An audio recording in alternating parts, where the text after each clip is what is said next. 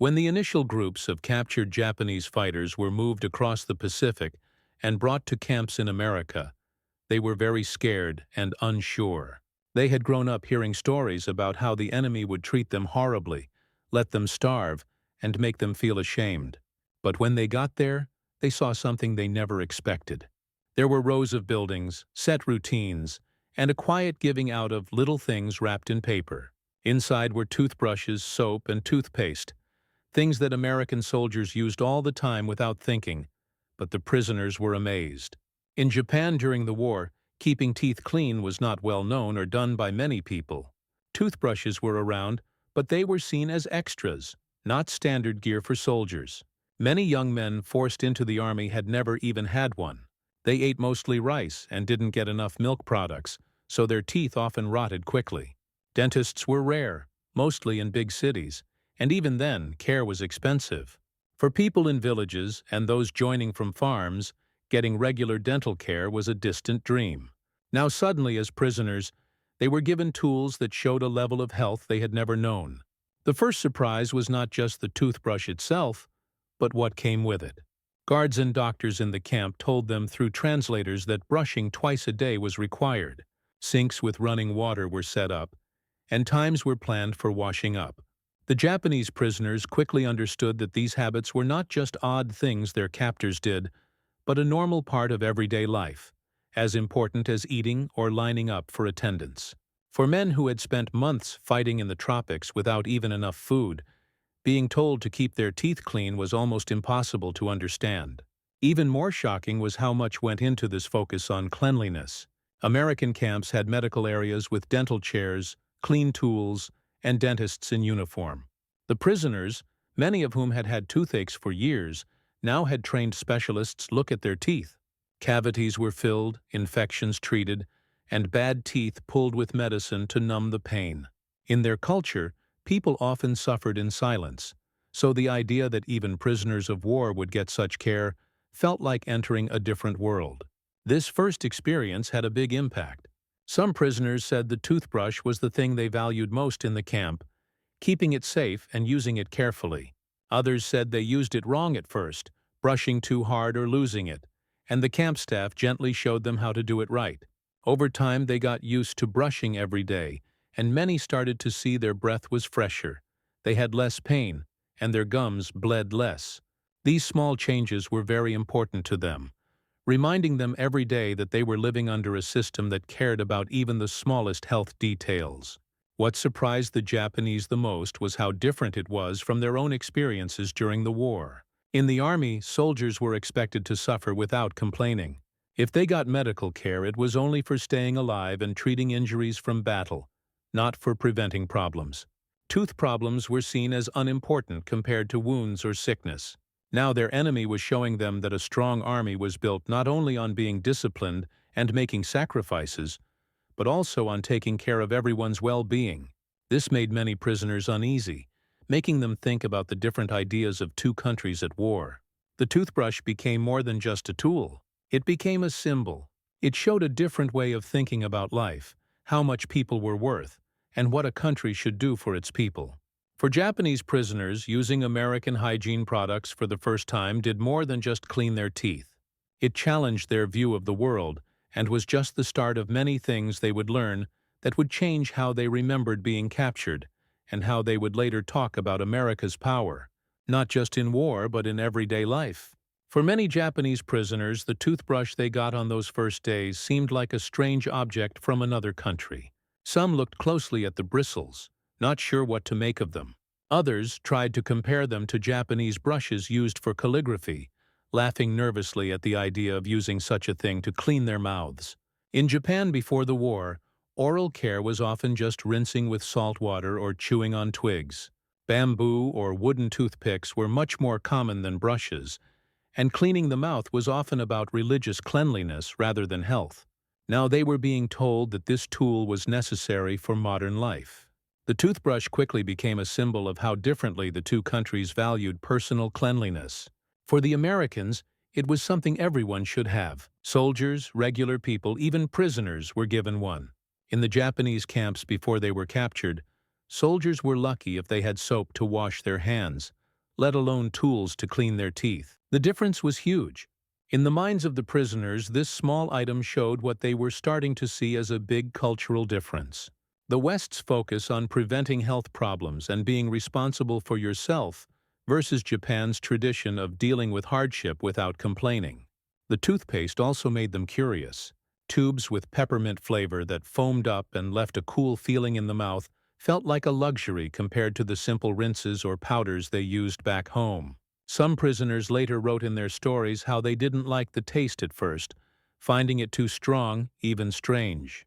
But after using it for weeks, they started to connect the refreshing feeling with being clean and even comfortable. For men who had faced hunger, skin infections, and the dirt of the battlefield, brushing became a way to feel a strange but real sense of dignity. The toothbrush also symbolized equality. To the surprise of many prisoners, everyone got one, no matter their rank or background. Officers and regular soldiers were treated the same when it came to getting hygiene kits. This was different from their military culture, where rank decided everything. In the camps, giving everyone the same items showed a new idea. Here, your well-being didn't depend on your rank, but just on being human. That message was stronger than any speech. Some prisoners started to see the toothbrush not just as a health tool, but as a sign of America's strong industry. To them, the fact that the United States could give even its prisoners such personal items was amazing. They knew that in Japan, toothbrushes were hard to find, even for regular people, let alone for men behind barbed wire during wartime. The huge amount of American production was clear in that one act. If the enemy could give out toothbrushes for free, what else could they make in endless amounts? The cultural shock went beyond cleanliness into feelings of pride and shame. Some prisoners didn't want to use the brush, worried their friends would make fun of them for adopting foreign habits. Others used it quickly, hoping it would help with their long-term pain. Over time, brushing became something they all did together. Groups of prisoners lined up at sinks, brushing at the same time, exchanging awkward smiles, and slowly getting used to the habit. For many, the toothbrush stopped being a strange tool and became a lifeline, a clear reminder that being captured was showing them a different and in some ways better way of life. In that way, the toothbrush became more than just an object. It became a cultural symbol, proof that a country could be measured not only by its weapons and victories, but by the smallest acts of care. To the Japanese prisoners, it was daily proof that their enemy valued a kind of modern life that Japan had not yet fully accepted. And for many, that idea stayed with them long after the war was over. The real surprise came when Japanese prisoners realized that American camps didn't just give out toothbrushes and toothpaste, but had working dental clinics inside their fences. In places set up by the U.S. Army Medical Department, rows of chairs, bright lights, clean tools, and trained staff made the camps look more like a regular hospital than a prison. For men who were used to field medicine that was just iodine and simple bandages, having special dental care was confusing. They had expected to be ignored, but instead they found careful attention and skilled care. These clinics were staffed by dentists who had either been forced to join or volunteered for military service. Many had graduated from well-known American universities where dentistry was seen as a science. They brought not only skills but also the idea that oral health was connected to overall health. The prisoners were amazed to see cavities drilled and filled instead of ignored, infections carefully cut open, and even dentures given in some cases. In Japan, where the military spent more on guns and planes than medical care, such services were unthinkable, especially for regular soldiers. One story from a camp in Texas told of a Japanese officer who had suffered for a long time from a rotten tooth. He had dealt with the pain during the war using herbal remedies and just putting up with it. Within weeks of being captured, he was treated in the camp clinic. The tooth was pulled with Novocaine, something almost unheard of among Japanese troops. The officer was said to have cried with relief, not from pain, but from the shock of being treated with respect by the enemy. His story spread among the prisoners, reinforcing the idea that American camps were changing their ideas of what a military power could do for its men. Besides emergency treatments, regular checkups also impressed the prisoners. They had scheduled appointments, and were taught how to prevent dental problems instead of just getting treatment when the pain became too much. Records were kept, and translators gave instructions on how to brush and rinse. This system of preventing dental problems showed the prisoners an idea they had never known before, that preventing sickness was cheaper, easier, and more effective than waiting until it became very bad. To men who were taught that suffering was something to be proud of, this idea seemed both strange and desirable. The look and feel of the dental stations also sent a cultural message. Tools were cleaned after each use, gloves and masks were worn, and cleanliness was very important. The prisoners, many of whom had never seen cleaning procedures, were amazed at the careful attention to cleanliness. In contrast, they remembered clinics in the countryside in Japan where one set of tools was used over and over with just a rinse between patients. The American focus on cleanliness seemed to show a kind of industrial efficiency that reached from the battlefield into every part of life. Over time, the clinics became places not just for treatment, but for change. Japanese prisoners started to see the American way as proof of a country that had both the money and the desire to care for even those who were technically enemies. The fact that these dental stations existed within the prison camps became a strong form of unspoken advertising. It told the prisoners that they were living in a system where order, cleanliness, and health were connected. A system that was very different from their own war experiences. These experiences left lasting marks. Some prisoners later remembered that the smell of antiseptic in those clinics became a lifelong memory. A smell forever linked to their realization that America's strength was not only in tanks and planes, but also in its ability to bring modern medical care to even the most unexpected places. For them, the dental clinic was more than just a building in the camp. It was a glimpse into a different future. As the weeks in prison turned into months, the initial surprise of getting toothbrushes and seeing fully equipped dental stations turned into a deeper, more personal feeling among Japanese prisoners. Embarrassment. For many, years of not taking care of their teeth had left their mouths in bad shape. And when they sat in the dentist's chair under the bright light, the difference between that and the clean tools and neat setting was shaming. Broken teeth, untreated cavities, swollen gums. These were suddenly exposed before strangers, and the shame was strong. In Japanese culture in the early 1900s, dealing with discomfort was seen as a form of discipline. Soldiers were praised for pushing through pain, whether from hunger, tiredness, or sickness. Dental problems rarely got attention, and in military service, men often joked about losing teeth for honor as if it were a sign of toughness. Now in American camps, the same problems were being treated as medical failures to be fixed. Prisoners who had once accepted their bad teeth as their fate now found themselves blushing under the calm look of dentists who wrote down their problems as if they were grading school children. Some American camp officers later said in reports that Japanese prisoners at first didn't want treatment, not because they were afraid, but because of pride. The idea of admitting weakness before the enemy felt degrading, but repeated encouragement along with seeing how much better other prisoners felt after getting treatment slowly changed their minds. Men who once sat stone-faced started to line up at the clinic, hoping for fillings, extractions, or even dentures. But the process was still hard on them emotionally. Each treatment reinforced a painful comparison. Why had their own army never provided such basic care? The prisoners couldn't ignore another source of discomfort: the clear smiles of their American guards. The shiny, even teeth of young American soldiers seemed almost unreal to men used to gaps, discoloration, and crooked teeth. Some prisoners reportedly admitted in later years that they had felt a mix of envy and feeling inferior when seeing these white, straight teeth. It wasn't just about looks. It symbolized wealth, health, and the confidence of a society that valued appearance as part of strength. In contrast, many Japanese soldiers felt exposed as if their mouths showed the hardships of their homeland. In letters written under censorship, some prisoners even hinted at this shame. While they couldn't openly describe camp conditions in detail, small comments suggested their surprise. Even small things are cared for here, or our captors worry about matters we never thought of.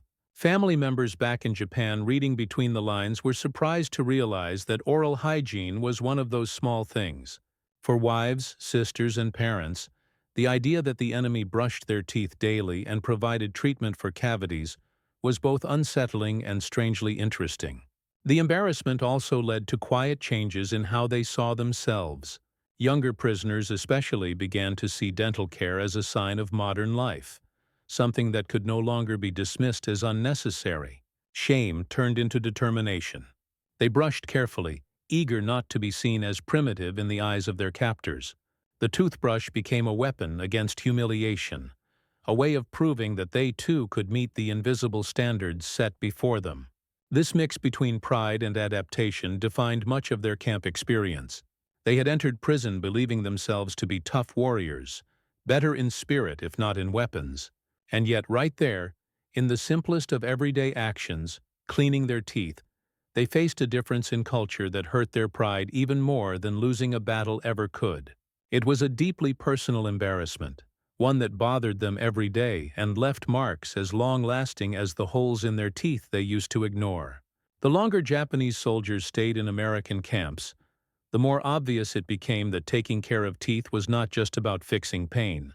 It was part of a bigger idea about stopping problems before they start. American doctors stressed that having a healthy mouth was closely connected to being healthy overall, and that taking care of teeth regularly could stop sicknesses long before they became life-threatening.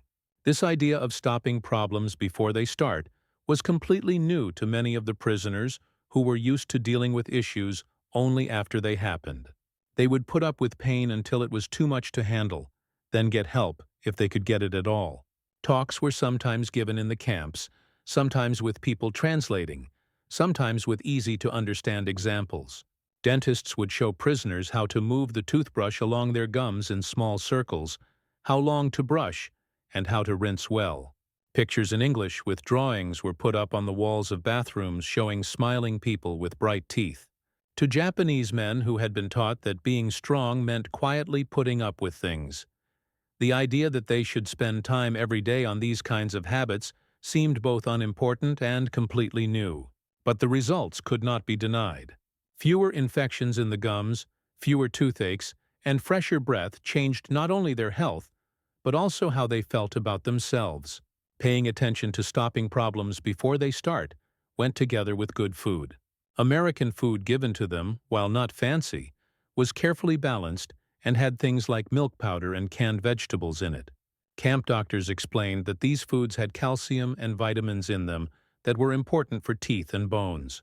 This was surprising for prisoners who had grown up eating mostly rice and fish with very little dairy. For the first time, some realized that there was a scientific link between what they ate and how their mouth was. The toothbrush by itself was amazing, but when combined with learning about food, it became part of a bigger lesson in health science. The system of regular checkups showed the same idea. Every few months, prisoners were checked for holes developing in their teeth or early signs of gum problems. Treatment was given before the problems got worse. The idea that tooth pain could be stopped instead of just dealt with was maybe the most important cultural difference the Japanese men saw. It showed them that American military planning went beyond just weapons and plans into the daily lives of people, making sure that soldiers stayed healthy not only to fight, but to live long, good lives. For many prisoners, this focus on stopping problems before they start felt like a way to understand why America was so strong in industry and the military. A country that put money into taking care of even the smallest parts of its people's health could also gather more strength in war. The prisoners started to understand that taking care of teeth was not just a nice thing to do, but part of a system for keeping a population strong and able to bounce back. To them, this explained why America seemed able to keep making and producing things and having enough people, because it saw health as a foundation of power. Even when thinking to themselves, some prisoners admitted that stopping tooth problems before they start changed how they thought about being responsible. In Japanese tradition, discipline was shown by obeying orders and not showing feelings. In America, it seemed discipline included taking care of your own body, keeping it ready for anything. This was a flip in values. Here, taking care of yourself was not selfish but a duty. For Japanese soldiers, that thought stayed with them long after they were released, and for some it became the start of a personal change once they went back home. The toothbrush, then, was not just something to clean teeth with. It was the way into a whole idea about stopping sicknesses before they happen. It taught the prisoners that small, regular actions could keep them strong, and that these habits were as important for staying alive as any weapon they carried into battle. Having dental care in prisoner of war camps was not just about medical practices. It was also part of a clear message. American leaders knew that even the smallest comforts or displays of modern ways could be strong ways to influence people. By letting Japanese soldiers see a system where having a healthy mouth was seen as important, the United States showed itself as a country that valued being healthy in ways that Japan did not. This quiet display was as effective as any speech, quietly suggesting that American society was more advanced, caring, and well-organized. Guides on how to fight wars in people's minds from that time often stressed that treating prisoners of war well could hurt the morale of enemy soldiers more than being cruel. Dental care became a surprise tool in this plan. Reports from the office of the head dentist noted how prisoners often said how surprised they were that their captors gave them better medical and clean living standards than their own army had. The simple fact that even enemies were given free toothbrushes and dental care showed without a doubt that there was plenty to go around. For soldiers who had been raised to think that America was fancy but weak, this difference was very upsetting. American guards and camp leaders understood this effect. While they made sure rules were followed, they also pushed routines that showed good hygiene. Dental checkups, set times for brushing, and clinics placed where they could easily be seen in the camps acted as constant reminders of American standards. The message was clear. If this was how prisoners were treated, how much better must life be for ordinary American people?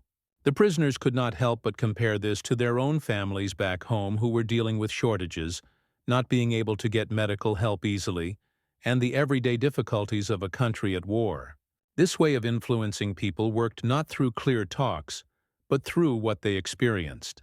Every time a Japanese soldier sat in a dentist's chair, was given medicine to numb the pain, and had a bad tooth fixed instead of taken out, he was faced with the idea that America valued saving things over wasting them. Every time toothbrushes were given out without limits, he saw proof of a system that could supply so much that it could even be generous to prisoners. These small actions had a big impact, breaking down the idea of America as a weak, focused on material society that Japanese ways of influencing people had pushed during the war. The difference was especially clear because Japanese soldiers had been taught to accept suffering as proof of loyalty. They were told that tough times made them strong and that fancy things weakened their spirit. Yet here they were finding out that the enemy, who enjoyed what their leaders had called being soft, had built a war machine that could beat Japan in every way. Dental care was not just about teeth. It showed an idea where strength came from making sure people were healthy, fit, and respected. For prisoners, this realization was hard to ignore. Some historians have said that this plan had effects that lasted a long time. Former prisoners took their stories back to Japan, where they quietly spread tales of how Americans treated even prisoners with a level of care their own military never thought about. This helped shape how people thought in the years after the war, making stronger the idea that becoming modern needed paying attention not just to weapons and factories, but to the health of the people themselves. In this way, every toothbrush given out in a camp was a quiet weapon of influence, shaping how a whole generation of former soldiers would later see the enemy who had been beaten but changed them. What had started as a simple action of keeping clean became a planned way of sending a cultural message. Dental care in American prisoner camps did more than just stop pain. It broke down enemy beliefs, replacing ideas of being cruel with proof of plenty and good organization. In the quiet of the camps, as prisoners brushed their teeth in lines at the sinks, America's message of being better was sent out more strongly than any paper dropped from the sky. As things in the camp became normal, Japanese prisoners were allowed to write letters home, but they had to be checked. Most were short, watched closely, and had anything taken out that could risk safety. But even with these rules, prisoners found ways to share how strange their new life was. Families in Japan got notes that talked about unexpected treatments or small things given freely. For those who could understand what was not directly said, It became clear that being clean and medical care were among the most surprising differences the prisoners wanted to share. There are stories of prisoners describing in hidden ways the gift of toothbrushes and the strange mint-flavored paste that foamed in their mouths. To their family members who were dealing with not enough soap and rice, these details seemed almost impossible to believe. Some letters hinted at dental visits, though often hidden as mentions of doctors for the mouth. Japanese people checking the letters allowed these comments to go through, maybe because they seemed too unimportant to matter, but to families, they had a lot of meaning. They painted a picture of an enemy society that was not only strong in the military, but had enough materials to take care of even the smallest needs of captured men. The image of America that came back through these letters was shocking. Mothers and wives were surprised to learn that their sons, even after losing, were treated in ways that regular people in Japan rarely experienced. In rural areas, dental care was almost not there at all. Families often used home treatments or dealt with pain without saying anything. To hear that their captured soldiers were having teeth filled, or that every man was expected to brush every day, was to face a reality that went against what they were told at home. Some even doubted if the letters were real, thinking they were made up. But the fact that these kinds of messages came from different prisoners made them hard to ignore. Within the camps themselves, writing about dental care became a quiet point of pride. Men who had once felt embarrassed about their bad teeth now used the experience to point out how strangely generous the enemy was. Even lines that had been checked conveyed surprise. We are told to keep our mouths clean every day, or they take care of things that we never thought important. These carefully chosen words suggested both wonder and a growing respect. For the men who wrote them, these statements were a way to understand their own confusion, to share with loved ones a world where the smallest details of health were woven into daily life. These letters also show how American plans spread. The image of toothbrushes in prisoner camps traveled back across the ocean, entering Japanese homes as whispered stories. Some family members later remembered that hearing these stories during the war planted seeds of doubt about Japan's strength compared to its enemies. If America could afford to give dental kits to prisoners, how much greater must its ability be to equip its own soldiers and people? Even in parts that had been checked, the message of plenty and care traveled far beyond the barbed wire. For the prisoners, writing about these experiences was more than just talking to someone. It was a way of making their old beliefs fit with their new reality. Their families became the first to hear about their cultural shock, getting glimpses of a society where having a healthy mouth was tied to respect, order, and strength. In this way, the simple toothbrush and the regular dental check became tools not just of being clean or influencing people, but of memory, carried across distance and saved in writing. When the war finally ended and Japanese prisoners began their long trips home, many carried with them memories that had nothing to do with battles or being questioned, but with the everyday routines of being held captive. Among these, dental care stood out as one of the most lasting shocks. Men who had never before held a toothbrush now returned to Japan as people who supported its use, talking to families and neighbors about the strange yet practical routines they had been forced to do in American camps. What had started as a symbol of embarrassment slowly changed into a lesson that stayed with them for decades. Japan after the war faced huge destruction. Cities were ruined, there was not enough food, and the medical system was overwhelmed. But even in this situation of not having enough, stories of prisoner experiences slowly spread into public knowledge. Former prisoners told how even behind barbed wire they were given toothbrushes, toothpaste, and regular dental care. These stories were very different from the lack of these basic things in regular Japanese homes. The idea that a foreign enemy had paid more attention to the teeth of its prisoners than Japan had to its own soldiers became something to think about, even something to be ashamed of for many listeners. These stories fit with bigger American plans after 1945. Public health changes became important for rebuilding Japanese society. U.S. leaders pushed for stopping sicknesses before they start, teaching everyone about hygiene and spreading modern dental practices. Putting fluoride in water, promoting dental checkups in schools, and making toothbrush use normal were all plans that found better ground because former prisoners had already described their changing experiences in captivity. In a way, the lessons learned in American camps prepared a part of Japanese society to accept these changes more easily. Stories written years later often pointed to the toothbrush as a symbol of cultural awakening. Veterans admitted that what seemed unimportant in the camps, brushing twice a day, getting checkups, rinsing after meals, became habits that lasted their whole lives once they returned home. For some, it was not just about health, but about respect, a way of keeping order in a society trying to rebuild. Taking care of the mouth, once ignored, grew into a clear sign of being modern, and former prisoners became people who unknowingly helped spread this change. Historians looking at Japan after the war note that dental practices changed a lot in the late 1940s and 1950s. School programs gave out toothbrushes to children, and campaigns linked healthy teeth with national progress. The cultural shame of ignoring dental care that prisoners felt so strongly during the war started to be felt by the wider population. In that change, the stories of former prisoners played a quiet but important part.